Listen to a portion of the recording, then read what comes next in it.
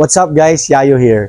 May tuturo tayo ngayong procedure na ginagawa namin kapag nagkaroon ng frontal collision. Sa frontal collision, madalas na nadadamage yung radiator. Ito yung part na yon. Ngayon, pag nagpalit kami ng radiator, meron kaming standard procedure na i-check kung meron siyang leak or may tagas, may hindi nakabit para masigurado na walang risk ng overheating. Paano namin ginagawa yon? Gumagamit kami ng tinatawag na radiator pressure tester. I-demonstrate natin ni Matt kung paano siya gamitin at ano ang nakalagay sa repair manual kung paano siya gawin.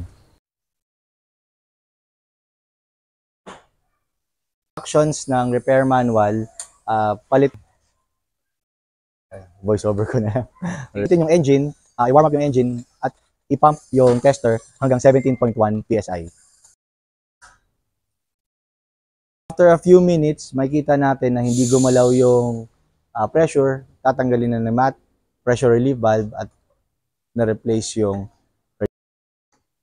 Okay. So, ganun po pag-test ng pressure sa cooling system or sa radiator ng isang sasakyan. Simple step pero very crucial. Sa tuwing magpapalit kayo ng radiator, tanong sa shop kung na-pressure test ba nila. Hope you learned something today. Please like, share, and follow. Thank you.